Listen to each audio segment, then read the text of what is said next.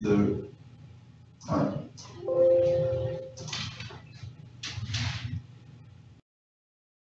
Bonjour à tout le monde, merci de vous joindre à nous aujourd'hui.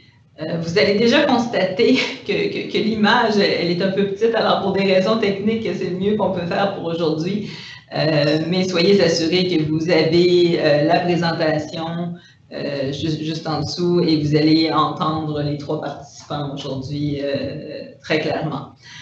Alors, suite aux différents changements qu'ont entraîné la pandémie sur l'économie et le monde du travail, on a noté aussi que le monde de la mobilité et de l'immigration ont connu des bouleversements qui sont sans précédent. On a vu plusieurs changements, des mesures temporaires, mais d'autres semblent davantage suivre des tendances fermes qui vont être là pour rester. Alors, pour couvrir tous ces aspects-là, notre présentation va se faire en 3 parties. Alors, la première partie, ce sera 3 mises en situation qui vont nous permettre de bien cerner les règles qui sont applicables aujourd'hui. Il y a des règles qui paraissent simples, d'autres plus complexes, mais il y a aussi la réalité terrain. Alors, ces cas pratiques-là vont nous permettre de vous exposer la réalité terrain. Ensuite, on va faire un survol des tendances plus lourdes qu'on pense qu'ils vont s'installer à long terme dans le monde de l'immigration. Et en 3e lieu, on prendra là, quelques questions à la fin de la présentation.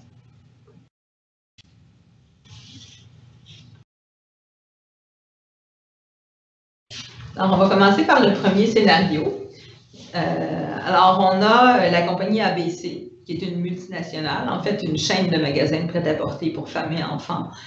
Et évidemment, suite à la pandémie, ils ont temporairement fermé leurs magasins et ont dû faire plusieurs mises à pied, comme la plupart des entreprises dans ce secteur-là. Par contre, suite au déconfinement, les points de vente ont pu réouvrir progressivement et la majorité des travailleurs ont été rappelés. Toutefois, dans leur nouvelle situation, ils ont des besoins additionnels et ils ont quelques postes à combler. Alors, la première question que la compagnie ABC souhaite éclairer, c'est est-ce que c'est possible d'embaucher M. John Smith, qui est un gestionnaire américain qui travaille déjà pour leur filiale aux États-Unis et qui, selon eux, pourrait les aider à gérer cette situation-là critique pour l'entreprise au Canada. Alors, Clara, on entend beaucoup parler de la fermeture des frontières entre le Canada et les États-Unis. Et là, on parle d'un Américain qui viendrait ici, on parle d'une entreprise manufacturière, il n'y a pas de notion de service essentiel. Comment on peut procéder, si on peut même procéder? En effet, on entend beaucoup parler de cette fermeture des frontières qui va être prolongée jusqu'au 21 août même. Toutefois, c'est une fermeture qui est seulement partielle. Les personnes qui sont aux États-Unis et qui viennent au Canada pour un motif non discrétionnaire, non optionnel, peuvent venir au Canada, à condition bien entendu qu'ils soient 1, asymptomatiques et 2, qu'ils rencontrent tous les critères d'immigration applicables même en temps normal. Donc par exemple, obtenir un permis de travail s'ils doivent en obtenir un. Monsieur John Smith peut donc, et ça c'est très clairement expliqué dans les règles gouvernementales, peut faire une demande de permis de travail et peut venir s'établir au Canada. Il pourra même faire la demande à la frontière, vu que c'est un citoyen américain et il n'a pas besoin d'obtenir une préautorisation avant de faire le déplacement.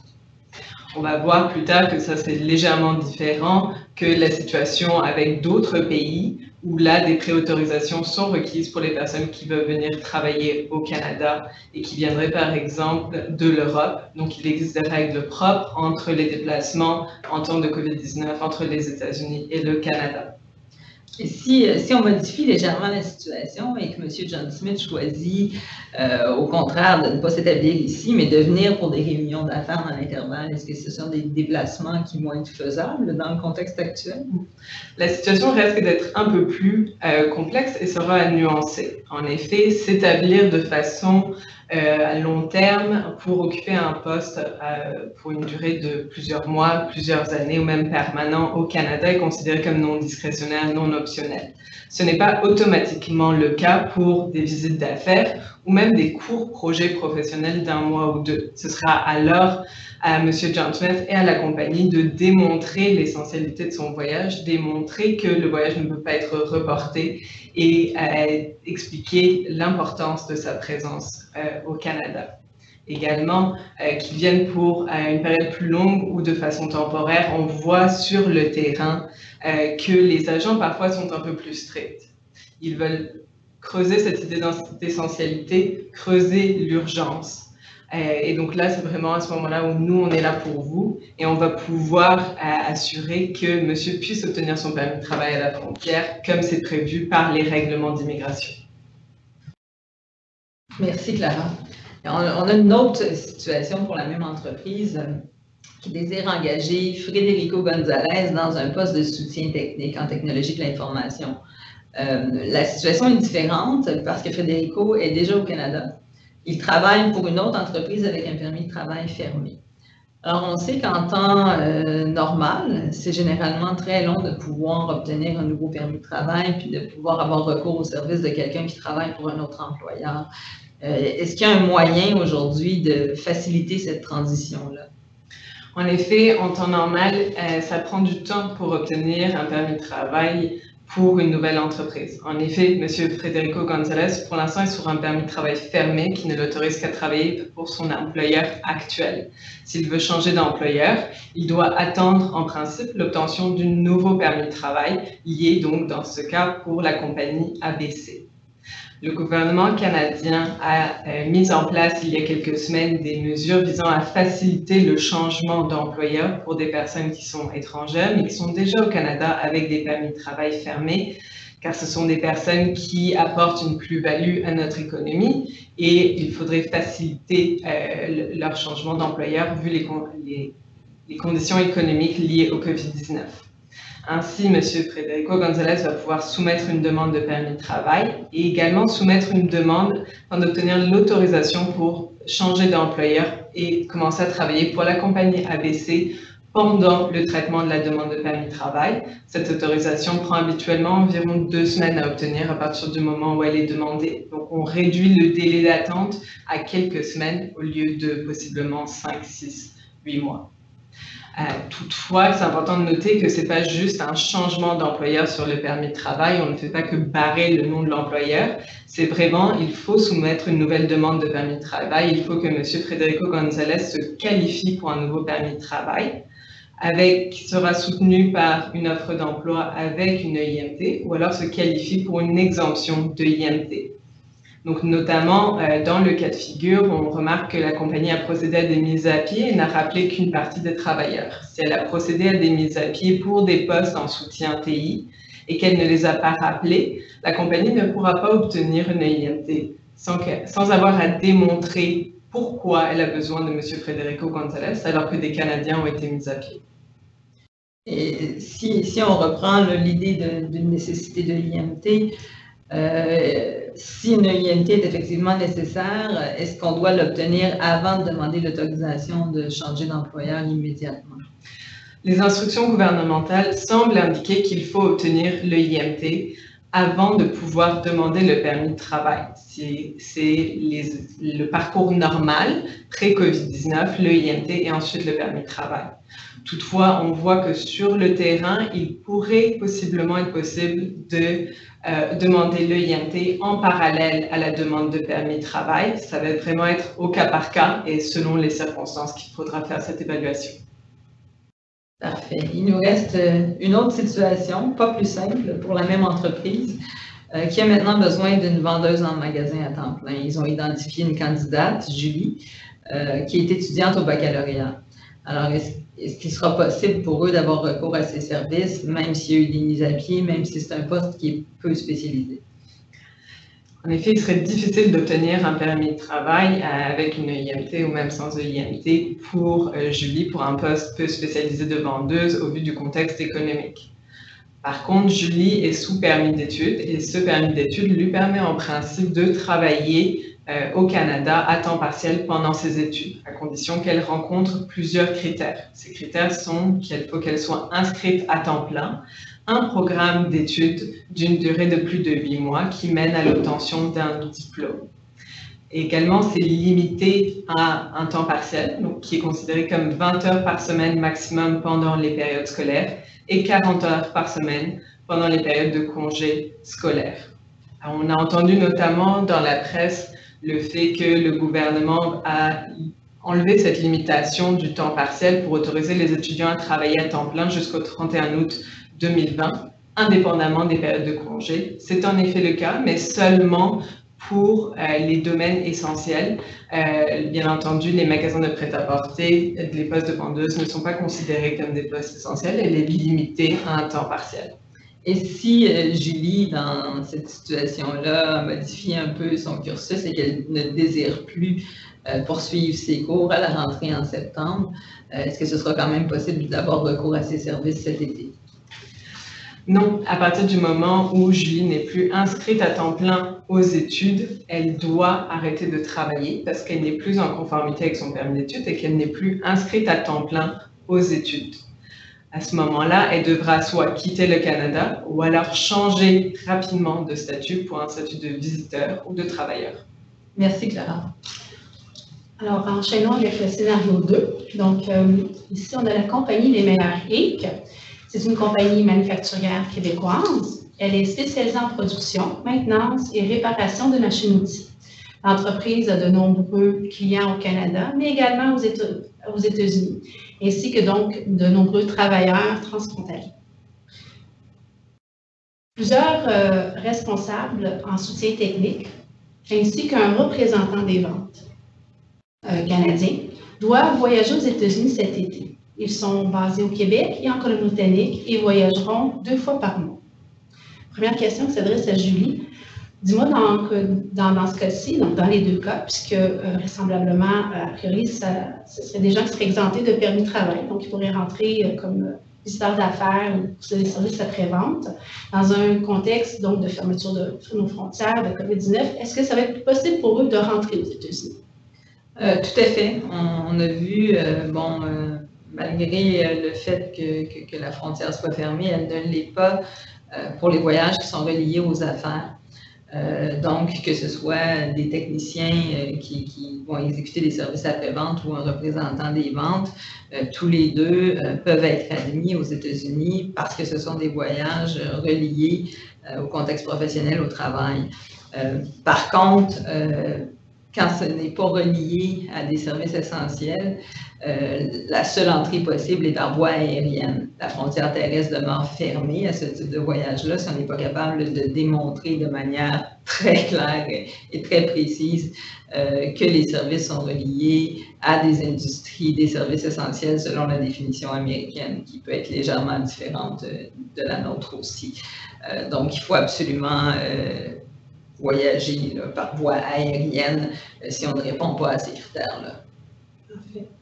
Donc, maintenant qu'on sait qu'ils vont pouvoir rentrer, je suis curieuse de savoir, est-ce que ces gens-là vont être tenus au confinement? Donc, lorsqu'ils arrivent aux États-Unis, comment ça va se passer? La première question qu'on doit se poser maintenant que les Canadiens peuvent voyager en Europe, il faut s'assurer qu'on est admissible aux États-Unis. Alors, si on a voyagé dans les 2 dernières semaines dans la zone Schengen, en Chine, au Brésil, au UK, en Irlande, c'est même plus une question de quarantaine, c'est une question de non-admissibilité en territoire américain.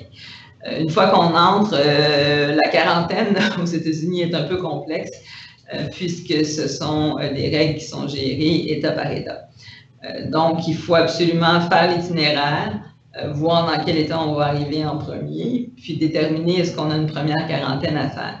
Il y a certains États limitrophes en raison de leur situation géographique ou en raison de décisions politiques là, qui permettent le transit direct à travers leur État sans faire une première quarantaine si on doit traverser vers un autre État. Mais ce n'est pas le cas pour tous. Il faut vraiment faire une analyse des cas État par État. Il y a certaines exemptions qui sont possibles aux États-Unis aussi, par exemple les travailleurs appelés commuters, les travailleurs qui travaillent d'un côté de la frontière mais qui habitent de l'autre côté vont être exemptés. Dans le domaine des services essentiels, il est possible d'obtenir certaines exemptions aussi, mais il faut être très, très, très prudent. Et il y a une autre particularité aussi, c'est qu'il y a des quarantaines entre États. Alors, si notre représentant des ventes, dans l'exemple qu'on a ici, désire rester un peu plus longtemps puis transiger d'un État à l'autre pour visiter plusieurs clients, c'est pas parce qu'il a fait une première quarantaine dans un État qu'il ne sera pas obligé d'en faire une autre en arrivant dans un autre État, parce que les États peuvent s'imposer des quarantaines entre eux aussi. Alors, c'est vraiment important si vous avez des gens là, qui voyagent aux États-Unis puis qui vont faire des voyages trans-État, de faire l'itinéraire au complet, puis de vérifier les règles comme il faut, État par État, un à la fois. Elles sont très différentes d'un État à l'autre. Merci. Clara, une question pour toi. Dis-moi, ces gens-là, donc, puisque c'est des Canadiens, ils vont revenir forcément à la maison. Qu'est-ce qui va arriver quand ils vont revenir? Est-ce qu'ils vont être à nouveau, peut-être, ou pas? Ils devront à nouveau probablement faire une quarantaine. En effet, la règle générale, c'est que toute personne qui rentre au Canada, incluant les citoyens canadiens, doivent faire une quarantaine de 14 jours. Cette quarantaine est appliquée de façon extrêmement stricte. Il y a des suivis qui sont faits de manière téléphonique, par courriel ou même en personne par les services de santé publique ainsi que les services policiers. Les amendes peuvent aller jusqu'à 750 000 $ et 6 mois d'emprisonnement, ce qui est quand même assez important. Et puis même pour des violations qu'on pourrait considérer comme relativement mineures, s'absenter de chez nous pendant 15 minutes, 30 minutes, on a vu des amendes de 1 000, 2 000, 5 000, 10 000 $. Donc, l'agent à la frontière déterminera s'ils ont besoin de faire une quarantaine. Si l'agent vous avise que vous devez faire une quarantaine, notre conseil, c'est de respecter cette quarantaine, vu qu'il y a des suivis et c'est requis. Toutefois, il y a des possibilités d'exception qui sont par contre vraiment limitées et qui sont émises au compte-gouttes et au cas par cas. Il y a 2 exemptions principales qui pourraient être utilisées dans ce cas de figure. Tout d'abord, une, c'est pour les personnes qui voyagent fréquemment entre les États-Unis et le Canada dans le cadre de leurs fonctions et qui ont des fonctions qui ne peuvent pas être faites à distance. Donc, des personnes en soutien technique qui doivent voyager 2-3 fois par mois pourraient probablement tomber dans cette exception. Également, il y a les personnes qui viennent même une seule fois au Canada, mais qui sont des travailleurs essentiels qui viennent réparer, installer, maintenir des équipements au soutien d'infrastructures essentielles, autre exception qui pourrait être utilisée pour ces personnes. Il est important de faire la demande d'exemption à l'agent du poste frontalier, au douanier, à son arrivée au Canada. Également, c'est important de comprendre que ce n'est pas simplement suffisant de se présenter et de le demander. Il faut vraiment documenter cette demande d'exemption en fournissant minimalement des lettres de soutien de l'employeur, mais également de la documentation au soutien. Il faut démontrer que l'entreprise est une infrastructure essentielle. Mais il faut également démontrer que la personne elle-même qui voyage a un rôle essentiel dans cette entreprise et ne peut pas faire ce rôle-là à distance. Donc, dans le cas de figure, il y aurait peut-être une différence à faire à ce moment-là entre le représentant des ventes et nos soutiens techniques. Représentant des ventes, un agent pourrait penser que ses fonctions de rencontrer les clients peuvent se faire à distance et qu'il peut donc faire la quarantaine. Ils sont vraiment stricts dans leur analyse, surtout quand on voit ce qui se passe aux États-Unis présentement. Également, peut-être le dernier élément, c'est qu'ici, on a des personnes qui sont basées au Québec et en Colombie-Britannique. En plus de la quarantaine qui est appliquée par le gouvernement fédéral, chaque province peut mettre en place ses propres règles par rapport à la quarantaine, en addition de celles qui sont mises en place par le gouvernement fédéral. Et on sait notamment que la Colombie-Britannique a un cadre plus strict que celle du Québec. Également à faire attention dans ce scénario. Merci. Toujours pour notre scénario 2, pour la compagnie Les Meilleurs Inc., l'entreprise veut également envoyer un ingénieur pour 1 mois chez un client aux États-Unis. L'ingénieur développera de nouveaux produits et travaillera avec le client à l'amélioration de leurs procédés. Donc, dans ce cas-ci, contrairement à tout à l'heure, on est clairement dans un cas où ça va prendre des permis de travail. Alors, dans un contexte de fermeture de nos frontières, mais aussi dans un contexte où il y a eu toutes les annonces ces derniers temps faites par le président américain qui annonce donc mettre fin à beaucoup de programmes. Est-ce que ça va être encore possible d'obtenir des permis de travail pour les États-Unis? Oui, tout à fait. En fait, les annonces américaines qui ont été faites ne touchent pas les citoyens canadiens et ne couvrent pas nécessairement l'ensemble des catégories de permis de travail. C'est sûr que c'est des mesures strictes qui ont un impact sur une grande population, notamment tous ceux qui avaient recours au programme des permis de travail H1B et d'autres types de permis de travail aussi. Mais là, on est en présence d'un cas où, bon, visiblement, on pourrait se servir du nouvel accord de libre-échange. Donc, ce sont des permis de travail qui sont encore émis. les professionnels, les transferts intragroupes, les étrangers avec des habiletés exceptionnelles. Il y a plusieurs catégories qui peuvent encore obtenir des permis de travail. Les investisseurs, entrepreneurs, dans certains cas de figure aussi. Alors, dans ce cas-là, on pourrait le faire. Mais j'ai la même réserve, même si c'est une demande de permis de travail, pour ce qui est des États-Unis, si ce n'est pas relié à l'industrie des services essentiels ou à une industrie qui est un service essentiel, il faut absolument que la demande soit faite à l'aéroport. Ça va être refusé au point d'entrée terrestre, même si la demande de permis de travail elle est légitime et qu'elle est approuvable, elle ne le sera pas au point d'entrée terrestre. Il faut voyager par voie aérienne en l'absence d'argumentaire pour les services essentiels. Merci. On va passer au scénario 3. Alors, le scénario 3, on a la compagnie Mes Bons Produits, qui est une multinationale dans l'industrie agroalimentaire, une industrie essentielle. Ces équipes de production ne font plus face à la charge de travail et malgré plusieurs efforts qui ont été faits localement, ils n'arrivent pas à recruter des candidats suffisamment pour tous les postes à combler. Alors, le premier cas de figure, on se demande, bon, pour combler des postes de boucher industriel, est-ce qu'on pourrait envisager le recrutement en Colombie? Encore là, on part du point de départ où, en théorie, les frontières sont fermées. Puis là, non seulement on ferait venir des gens, mais pas des États-Unis, de la Colombie, d'un autre pays. Alors, Elsa, est-ce que c'est quelque chose qui est possible? Oui, tout à fait. Donc, non seulement il sera possible d'aller d'avant avec des demandes de permis de travail, mais je confirme également que ça sera même, en fait, l'employeur ici aura même une certaine facilité, si on compare avant COVID, à l'obtention des EIMT. Pourquoi? Parce que, en fait, assez rapidement après le début de la pandémie, le gouvernement a mis en place un processus accéléré pour l'obtention de IMT en faveur d'un certain nombre de professions, essentiellement dans le secteur de l'agriculture, agroalimentaire, camionnage et santé. Donc, pour ces postes-là, et donc pour le poste de boucher industriel, il sera possible, effectivement, donc, d'obtenir des EIMT en accéléré, mais également, et ce, partout à travers le Canada, et donc non pas seulement dans un contexte du Québec avec un processus simplifié, il sera également possible pour les employeurs d'être exemptés des obligations, en fait, de l'obligation d'affichage. Donc, ça serait effectivement donc possible.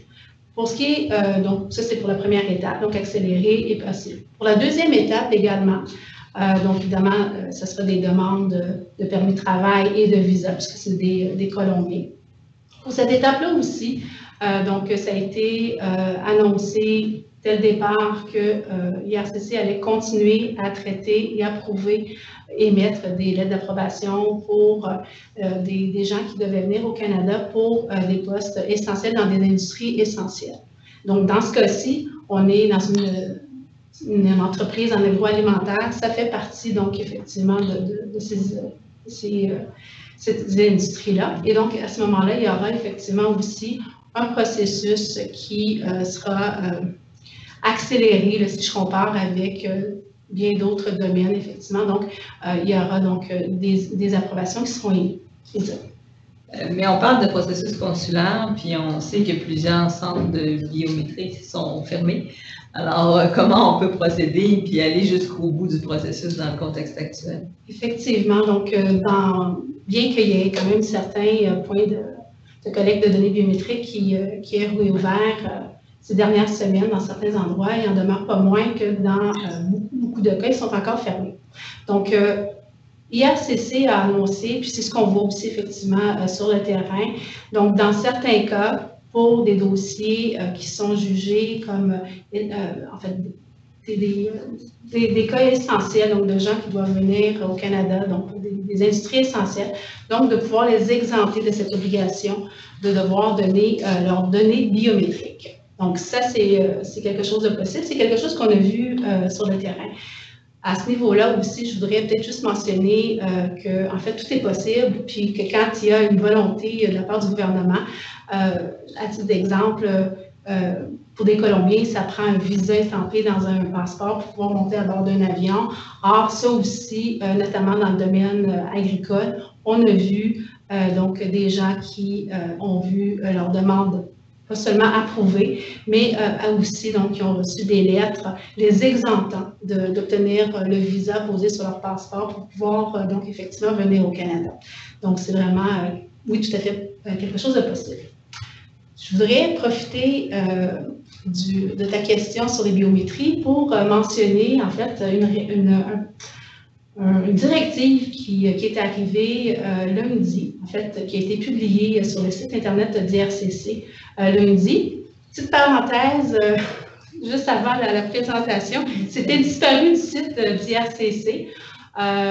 Probablement que c'est un petit glitch informatique. Donc, on va présumer qu'effectivement, c'est une règle qui a été mise en place lundi et qui est là pour rester. En fait, qu'est-ce que c'est? Ça s'adresse aux travailleurs, en fait, pas juste aux travailleurs, aux résidents temporaires qui sont déjà au Canada et qui souhaitent renouveler leur permis de travail, leur permis d'études, leur fiche de visiteur. Donc, comme on le sait, depuis le début de la pandémie, c'est un casse-tête, puisqu'en fait, toutes les personnes qui n'avaient pas déjà dans le passé donné leurs données biométriques, qui demandent un nouveau permis de travail, ben, la demande de permis de travail ou de permis d'études, etc., est bloquée en attendant les biométriques. Donc, depuis lundi, ce que IRCC nous dit, c'est qu'il n'y aura plus besoin, pendant le temps de cette directive, donc pour un temps indéterminé, il n'y aura plus besoin non seulement de donner ces biométriques, mais même de payer les frais pour donc 85 $ pour les données biométriques. Donc, ça, c'est vraiment une excellente nouvelle.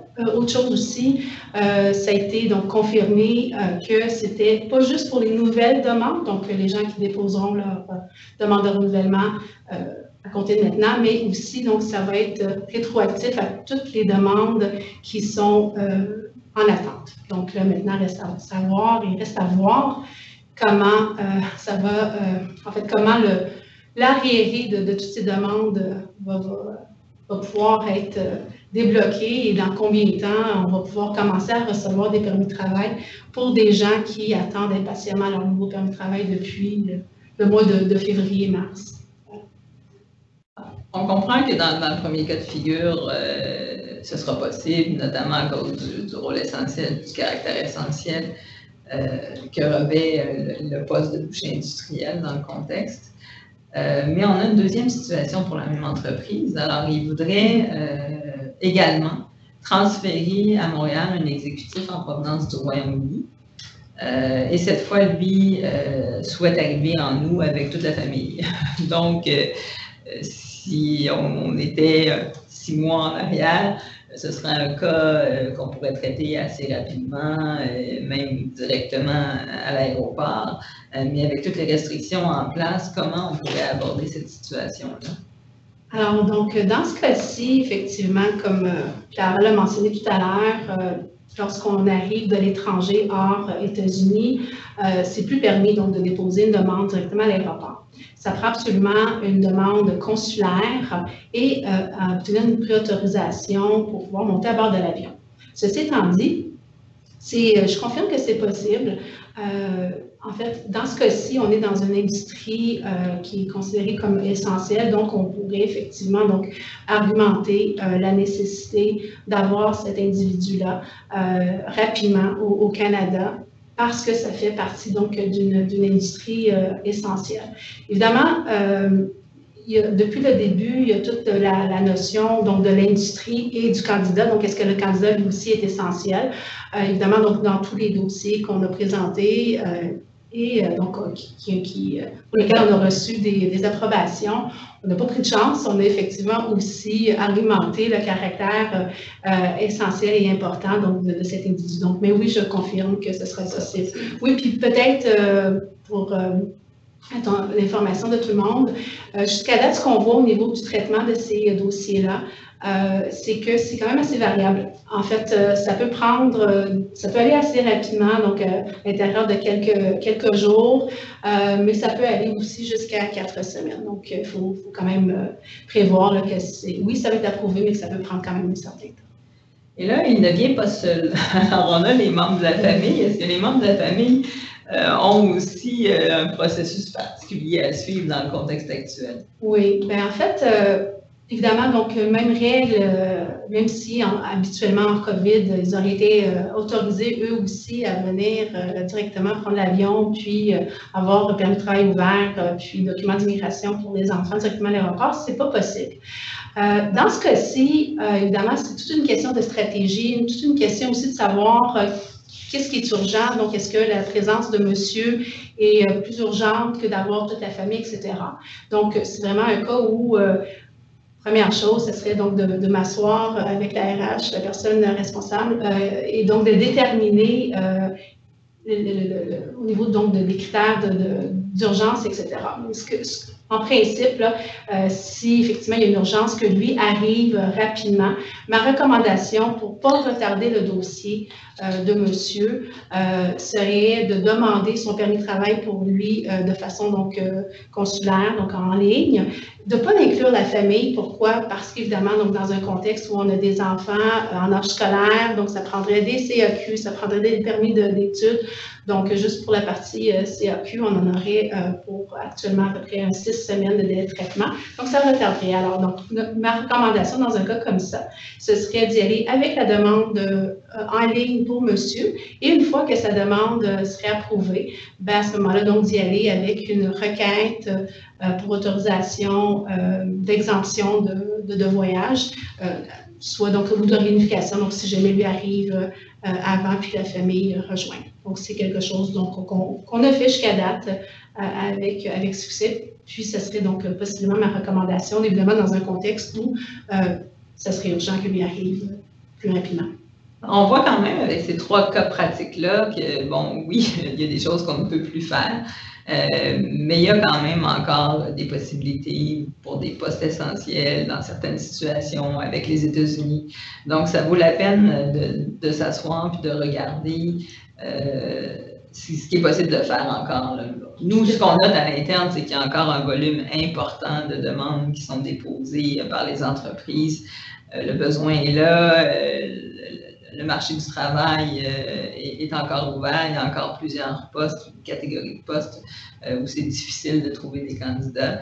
Et la guerre pour le talent ne s'arrête pas. Alors, il y a des gens qui déposent des demandes aussi de manière prévisionnelle, mais on voit quand même un volume important encore de demandes de part et d'autre dans à peu près tous les domaines, honnêtement. J'espère qu'on a fait quand même le tour des règles applicables, des mesures temporaires qui ont été mises en place avec ces 3 cas-là.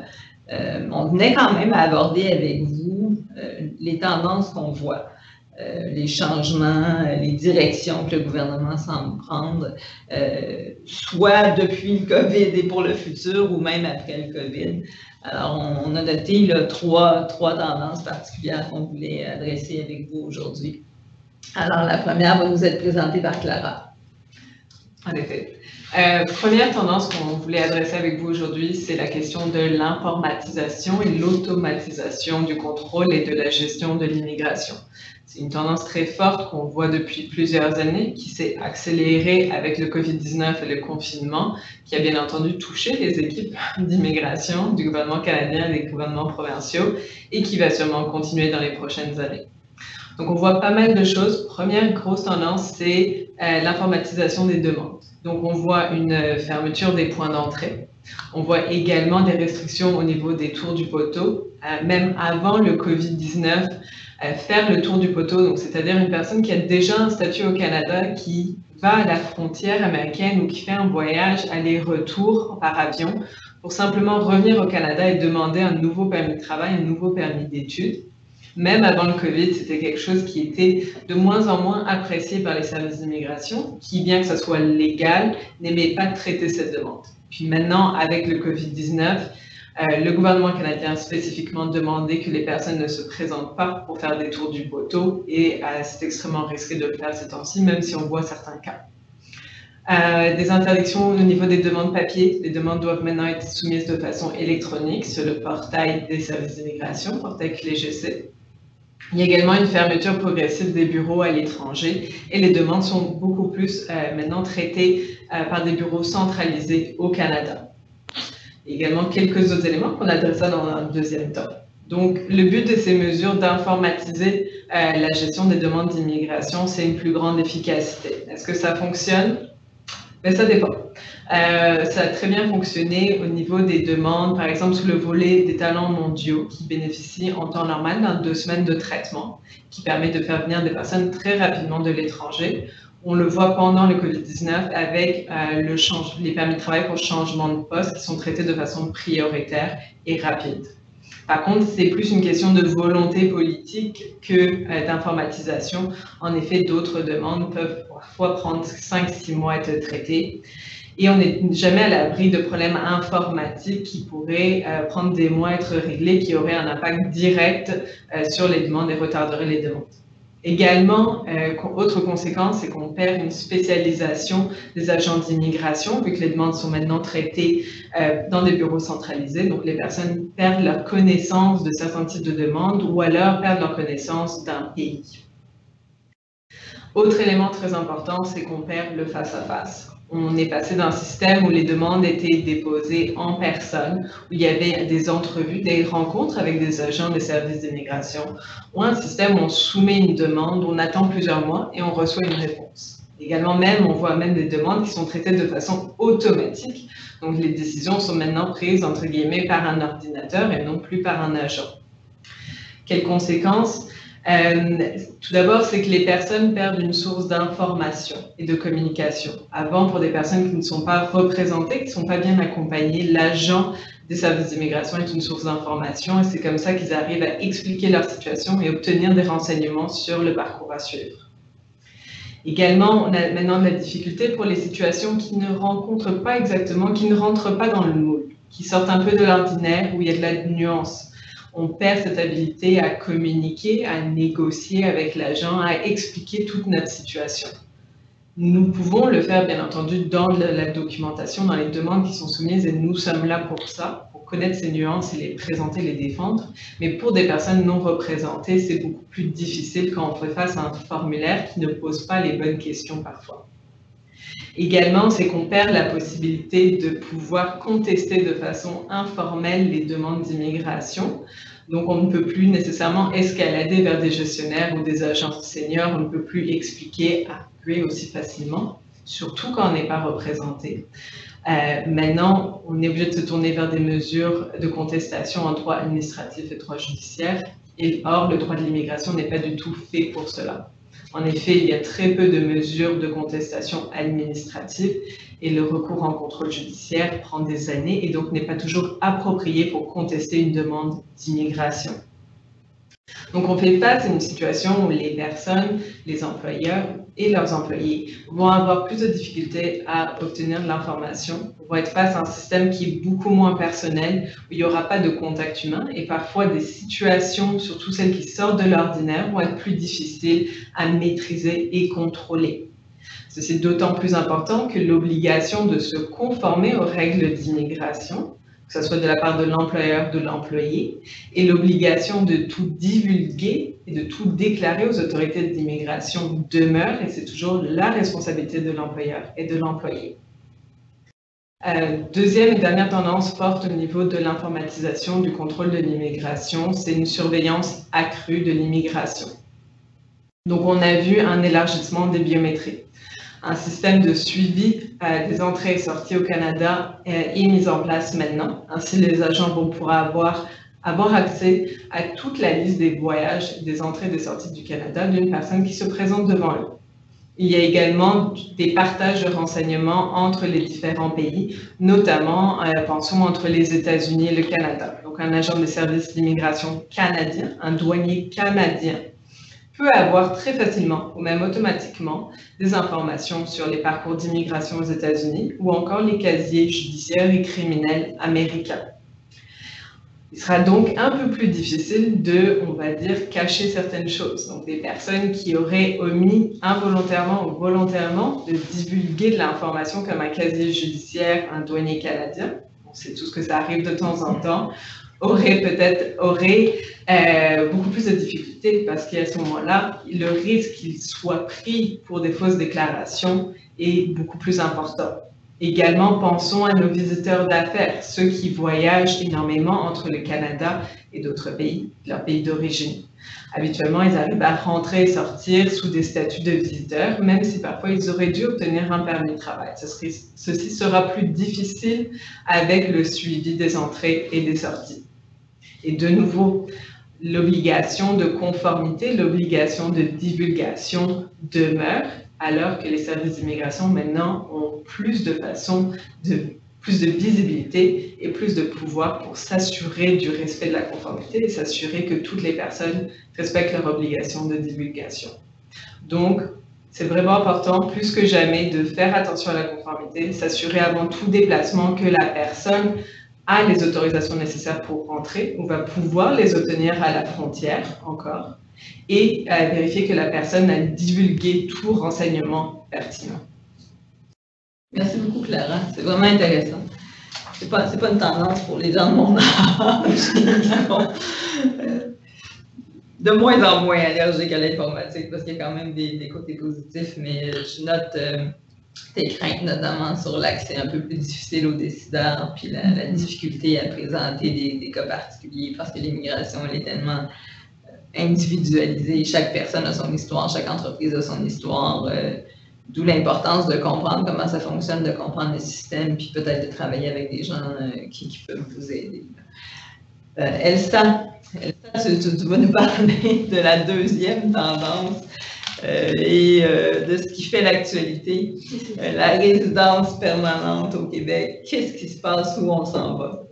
En fait, évidemment, en raison du timing et de l'annonce récente de la troisième refonte au programme du PEC et surtout de l'annonce de l'entrée en vigueur des nouvelles règles à compter du 22 juillet prochain, donc la semaine prochaine, il nous était impossible de ne pas en parler, de ne pas parler de ce programme et surtout, effectivement, donc, des changements lors de notre présentation de ce matin. Donc, voici donc, à la demande générale, un court résumé des principaux changements ainsi que ce qui est prévu aux mesures transitoires. Donc, tout d'abord, au niveau des changements, si on commence par le PEC étudiant, il faut savoir qu'à compter donc, du 22 juillet prochain, pour les diplômés, en fait, pour les détenteurs d'un diplôme d'études collégiales techniques, d'un baccalauréat, d'une maîtrise ou d'un doctorat, donc il faudra non seulement pour eux avoir obtenu un diplôme du Québec, avoir un niveau de français intermédiaire avancé, mais également avoir acquis 12 mois d'expérience de travail au Québec et 12 mois d'expérience de travail dans un emploi de niveau 0, A ou B au sens de la classification nationale des professions. Donc, c'est vraiment un énorme changement, donc, puis de rallonger les délais pour eux de pouvoir se qualifier. Pour ce qui est des étudiants détenteurs d'un diplôme d'études professionnelles sanctionnant au moins 1800 heures, donc effectivement, ils vont pouvoir continuer à se qualifier avec le diplôme, le niveau de français, mais pour eux, ce sera donc l'ajout de 18 mois, où on fait l'exigence d'avoir acquis 18 mois d'expérience de travail, toujours dans un poste 0A ou B, pour pouvoir se qualifier. Il faut savoir que l'expérience acquise dans un poste de niveau C, pour eux, sera possible, mais à condition uniquement que ce soit une expérience qui soit en lien avec leur diplôme. Donc, beaucoup plus long pour les diplômés du Québec de pouvoir se qualifier. En ce qui concerne le programme PEC Volet travailleurs, deux changements majeurs sont à noter. Donc, tout d'abord, il faudra maintenant détenir et acquérir 24 mois d'expérience de travail plutôt que 12. Donc, on double, donc effectivement, donc la durée avant laquelle on va pouvoir se qualifier pour un CSQ sous le PEC.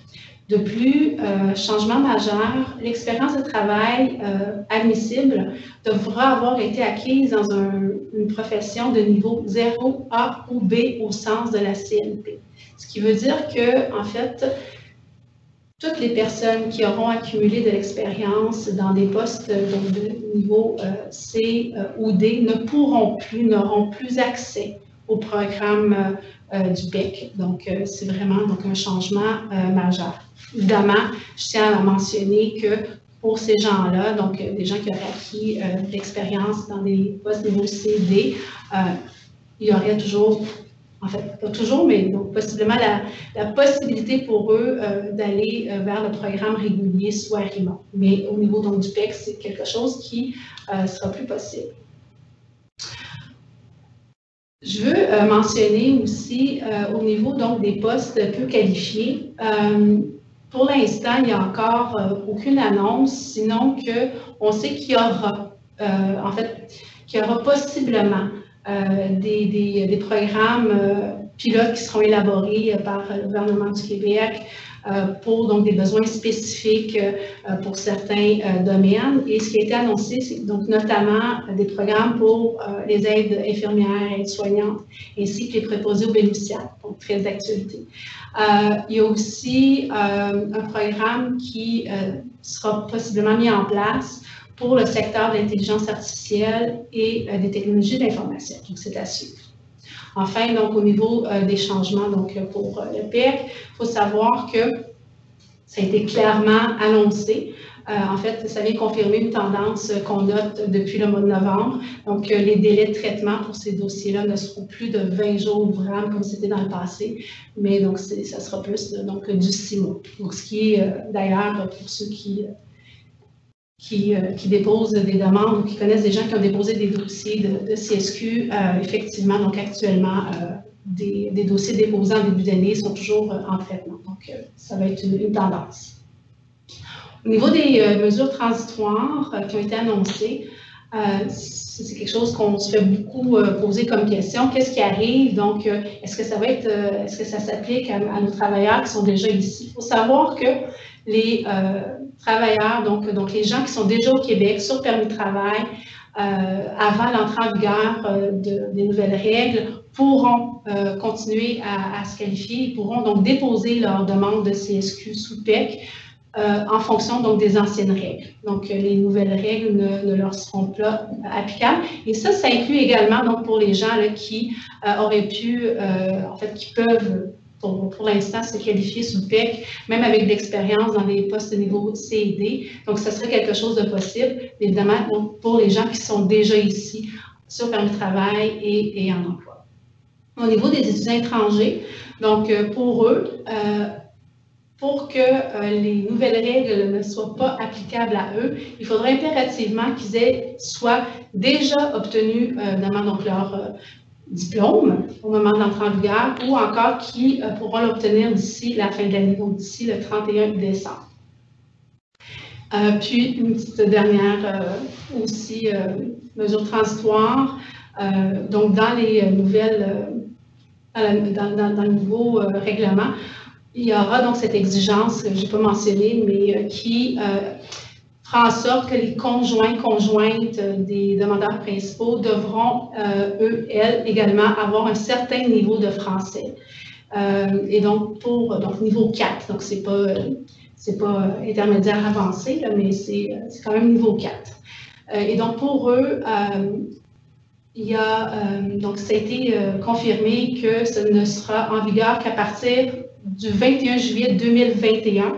Donc, avis à tous, si vous savez que vous avez des employés, que les conjointes n'ont pas le niveau de français, donc ça serait important d'encourager les gens à déposer leur dossier avant l'année prochaine, ou sinon donc, les encourager à apprendre le français. L'effet de ces changements sera clairement de rendre le programme d'expérience québécoise beaucoup moins attrayant et de mettre énormément de pression sur les employeurs, de s'impliquer dans le processus de demande de CSQ de leurs employés.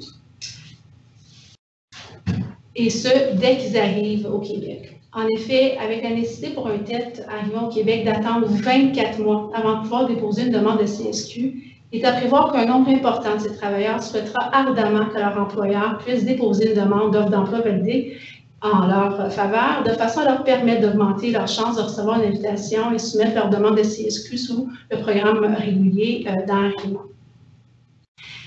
Cette nécessité de pression ne viendra pas seulement de la part des dettes, mais également pour l'employeur, ce sera fort probablement la meilleure façon, puis la seule dans bien des cas, de pouvoir éviter éventuellement l'obligation de déposer une demande de IMT pour pouvoir renouveler le permis de travail de son employé. En effet, l'option du PEC, en raison des délais d'attente pour se qualifier, aura pour effet de court-circuiter l'option de recourir au PEC pour l'obtention de CSQ et ensuite permettre le renouvellement du permis de travail sur la catégorie A75, destiné donc aux détenteurs de CSQ, qui, tout le monde le sait, était vraiment une excellente façon hyper rapide, efficace donc, de pouvoir renouveler un permis de travail. Si on pense qu'une demande d'offre d'emploi validée prend généralement que quelques mois de délai de traitement et que la volonté du gouvernement du Québec, ça a été confirmé, sera de traiter les demandes de CSQ sous ARIMA dans un délai de 6 mois. Donc, c'est les promesses qu'on nous fait depuis le début. C'est indéniable que l'option de procéder avec une demande d'offre d'emploi validée et ensuite une demande de CSQ sous ARIMA sera beaucoup plus avantageuse que d'attendre de pouvoir se qualifier pour un CSQ sous le PEC. Qui aurait cru un jour dans les prochains mois, je vais plus encourager les gens à aller sous ARIMA que nécessairement sous le PEC. Moi, je ne l'aurais pas cru. Donc, ce changement de vision s'enchaîne parfaitement dans la nouvelle tendance qui existe maintenant depuis déjà quelques années au niveau fédéral et qui veut que la résidence permanente ne soit plus octroyée à tout le monde qui désire immigrer au Canada, mais plutôt uniquement aux candidats qui auront au préalable été sélectionnés par des employeurs et qui, dans la grande majorité des cas, travaillent déjà au Canada pour un employeur qui a accepté de s'engager dans le processus avec eux. Il devient donc indéniable que les employeurs qui font appel au programme des travailleurs étrangers temporaires auront intérêt à bien gérer et s'impliquer dans le parcours d'immigration des travailleurs qu'ils auront recrutés à l'étranger. Voilà. C'est une tendance lourde qui rappelle un peu le système américain. Pour ceux d'entre vous qui ont travaillé aux États-Unis, c'est extrêmement difficile d'obtenir une green card de manière indépendante. Si ce n'est pas bon comme réfugié ou par des liens familiaux, les demandes sont généralement même initiées par les employeurs. Alors, on voit vraiment un rôle accru de l'employeur. Ce que ça veut dire, c'est que les spécialistes de ressources humaines ou de mobilité au sein des entreprises doivent aussi avoir cette habilité-là à naviguer non seulement avec les règles qui s'appliquent aux travailleurs étrangers temporaires, mais ils doivent être capables maintenant de faire une planification à un peu plus long terme, puis s'impliquer dans ce processus-là de résidence permanente. Puis comme Elsa mentionnait, de l'analyser même au début. Il faut que ça fasse partie de la stratégie initiale. Donc, c'est une tendance importante. Puis qui ramène un peu la responsabilité du côté des entreprises et des employeurs. Une autre tendance qu'on voit, bon, c'est sûr qu'en temps de pandémie, on a vu celle du télétravail, alors ça fait longtemps que je ne me suis pas habillée comme ça et j'ai mal aux pieds avec mes souliers aujourd'hui. Mais cette tendance-là s'inscrit aussi dans une tendance qui est plus large, où on voit l'émergence d'une nouvelle classe de travailleurs qu'on appelle les travailleurs nomades. La littérature va les classer en 2 groupes, là, ceux qui évoluent à leur compte puis ceux qui évoluent sous le contrôle d'un employeur. Pour ceux qui évoluent à leur compte, ça fait longtemps que le système d'immigration n'est pas adapté. On a notre programme pour les travailleurs autonomes, mais c'est un nombre limité de 50 par année, puis les délais sont tellement importants que ce n'est pas un programme qui est très utilisé, puis ça ne couvre pas de toute façon cette nouvelle génération-là qui devient travailleur autonome du jour au lendemain, puis c'est de cette personne-là qu'on a besoin. Alors, ils ne sont pas couverts par les programmes actuels. Si on parle de ceux qui sont attachés à un employeur, le système aussi est inadapté parce que un travailleur nomade qui va vouloir travailler aux heures qu'il veut, dans les lieux qu'il veut, c'est extrêmement difficile d'obtenir une IMT, puis encore moins si ça aussi s'informatise au point où on ne pourra plus parler à personne, d'expliquer que le lieu de travail, c'est partout, puis que les heures, c'est variable, puis la rémunération aussi. Alors, ça devient extrêmement difficile de naviguer avec le système actuel pour pouvoir avoir recours à ce talent-là.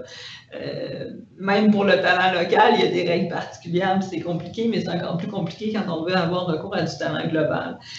Des choses qu'on voit beaucoup aujourd'hui en temps de pandémie, puis qu'on va voir encore plus, c'est des entreprises qui engagent des gens, des indépendants ou des nomades, mais qui ne vont pas nécessairement déménager au Canada. pour ces travailleurs-là aussi, ça paraît simple. Si on prend juste notre chapeau d'avocat en immigration, ben, ils ne sont pas au Canada, puis il n'y a pas de règles d'immigration qui s'appliquent. C'est vrai, mais il y a plusieurs choses auxquelles ils font penser. Pour commencer, quelle forme de relation on va avoir avec cet individu-là?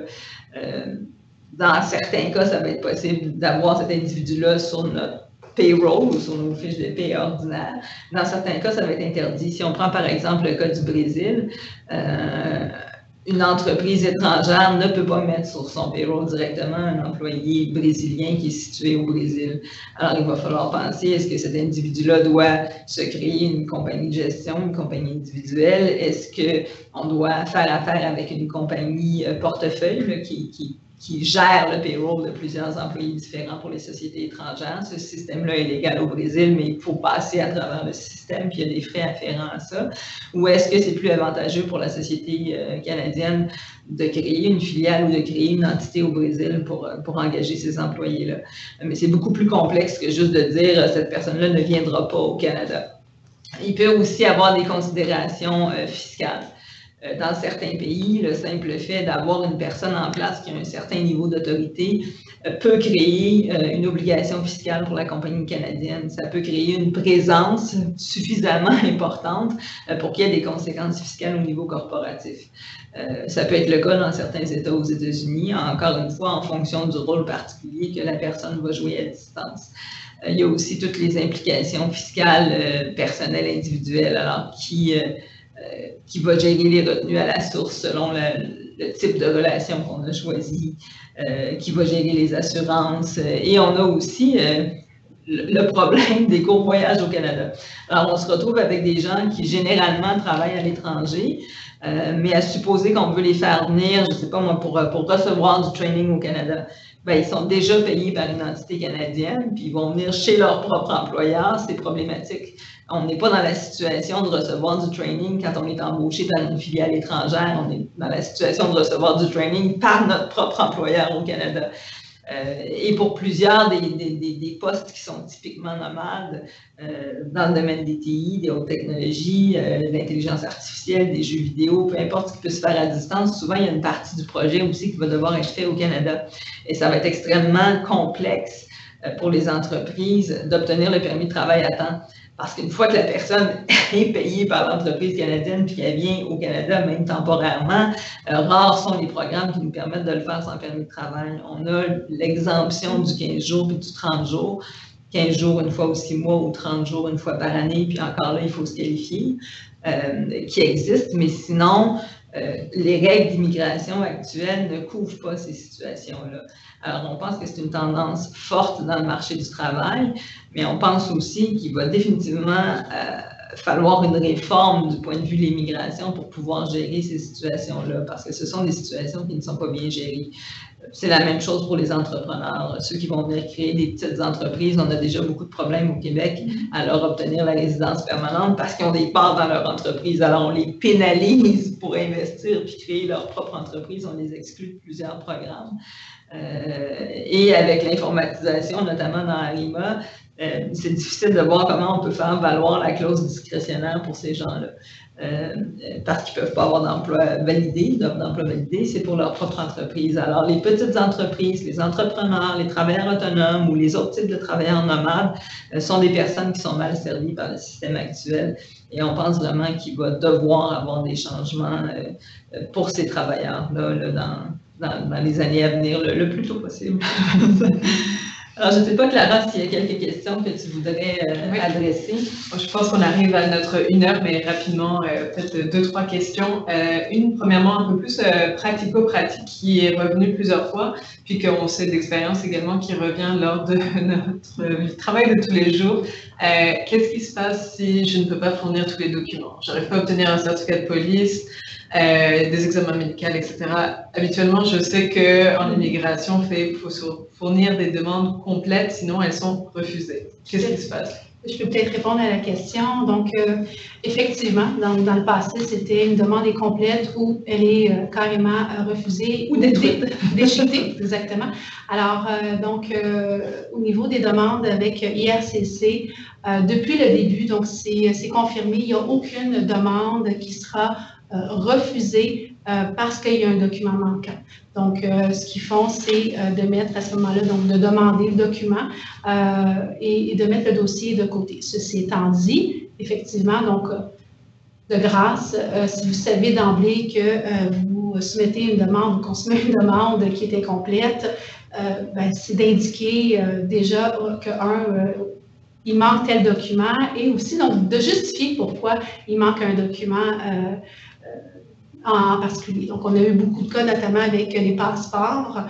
Donc, à partir du moment où tous les consulats les consulats des ambassades étaient fermés, effectivement, donc ça a été problématique pour nombreuses personnes d'obtenir des nouveaux passeports. Or, tout le monde sait que ça prend un passeport valide pour pouvoir renouveler. Il y a notamment un permis de travail. Donc, dans des cas comme ça, effectivement, donc les dossiers ont tout simplement été mis de côté en attendant qu'on puisse fournir les documents. Est-ce qu'il y a des délais? Est-ce qu'il y a possibilité d'extensionner les délais pour produire les documents? C'est ça. En fait, au niveau des délais, il faut savoir que d'ailleurs, la règle était comme ça pour les données biométriques, donc qui, là, pour l'instant, donc semble ne plus être requise au niveau du Canada, mais c'est le cas quand même pour l'étranger. Donc, habituellement, les délais étaient assez rapides. Donc, pour les données biométriques, 30 jours. Pour fournir des documents, c'était souvent 17 jours pour pouvoir fournir les documents.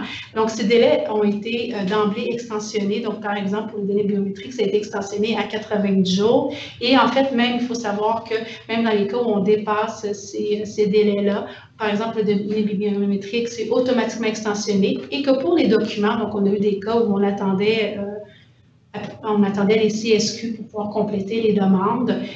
Et donc, effectivement, donc on a expliqué la situation lors de la requête. Et puis, on a eu effectivement donc des délais, des extensions qui ont été accordées, tout à fait. Je pense qu'il faut retenir qu'il faut quand même bien monter le dossier. C'est un bon conseil d'identifier soi-même déjà les documents manquants puis les raisons. Puis même si c'est des documents qui vous paraissent essentiels dans certains cas, on peut obtenir des délais dans les circonstances actuelles. Clara, on va te laisser peut-être passer à une autre question. Oui, tout à fait.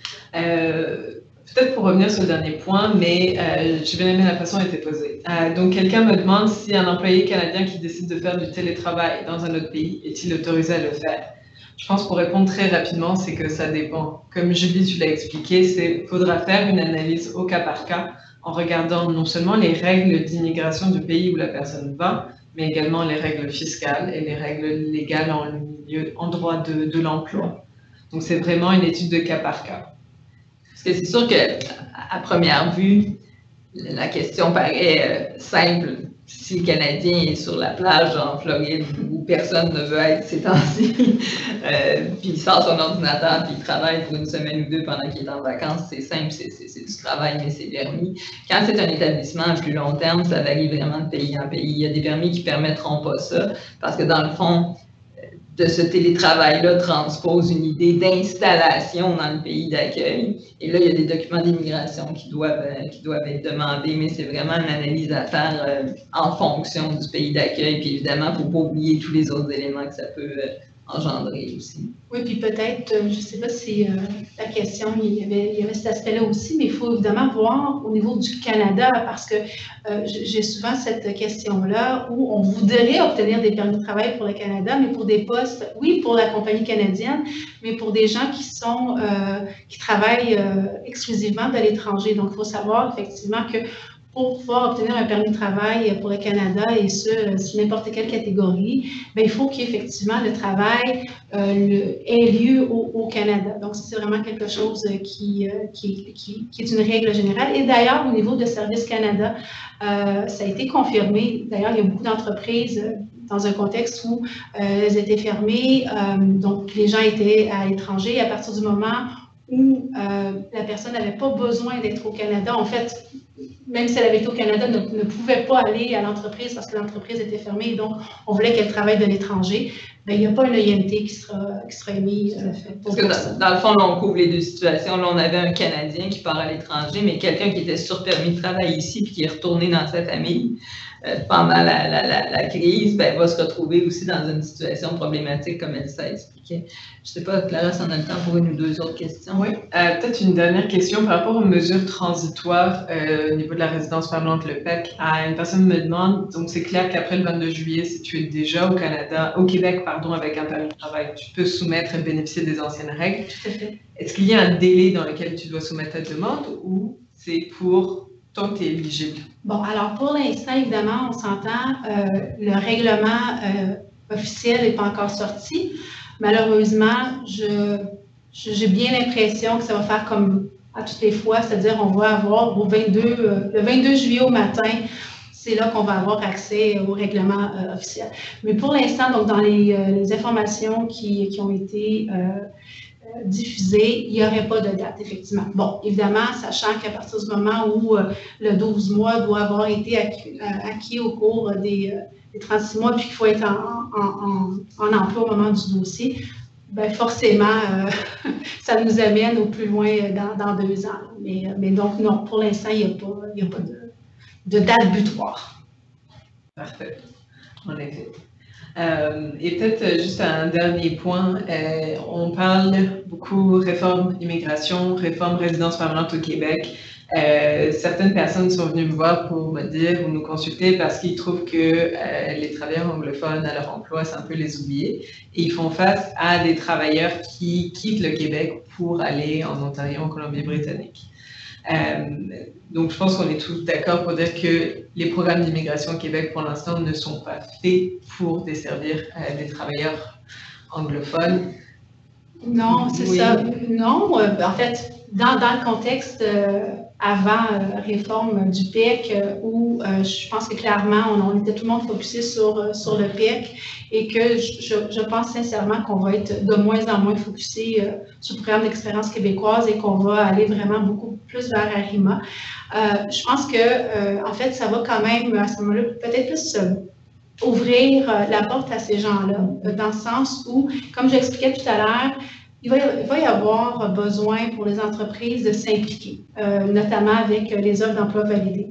Et ce qu'on note depuis Arima, donc depuis 1 an et demi, 2 ans, c'est que les gens qui reçoivent des invitations, c'est effectivement des gens qui, à la base, ont des offres d'emploi validées par leurs employeurs. Et ce, peu importe qu'ils aient un niveau de français ou pas. Donc, une personne qui parle parfaitement le français, mais qui n'a pas d'offre d'emploi validée, aura, et en fait, c'est ce qu'on voit, recevra probablement jamais une invitation sur Arima. Alors que la personne qui est déjà ici en emploi, avec une offre d'emploi validée d'un employeur, aura donc probablement plus de chances de se faire inviter. Souvent, la problématique, quand on compare aux autres provinces aussi, c'est pas juste la sélection initiale qui va éventuellement être facilitée dans la mesure où l'entreprise veut s'impliquer, mais c'est aussi les délais fédéraux. On comprendra que les délais fédéraux ne viennent pas du fédéral, ils viennent du quota imposé par le gouvernement du Québec. Alors, quand le quota est atteint, les demandes ne sont plus traitées.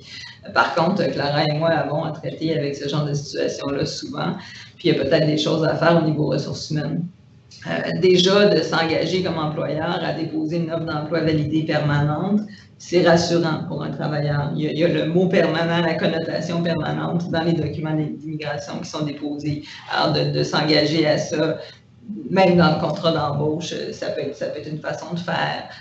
De leur présenter comme il faut le processus, d'expliquer qu'une fois que le CSQ, si le 6 mois est respecté, c'est pas une garantie, il reste la partie fédérale, mais d'expliquer les bénéfices, les avantages que ça octroie, qui donne un peu la même mobilité que si tu avais la résidence permanente dans une autre province où tu peux aller travailler pour un autre employeur plus facilement, et que, bon, dans le fond, la partie fédérale, c'est une attente, mais s'il n'y a pas de conditions médicales ou de sécurité, ça va bien fonctionner. Fait qu'il y a beaucoup une question de communication avec les employés, l'utilisation du nouveau système, puis peut-être les sécuriser, même avec certaines clauses contractuelles d'engagement.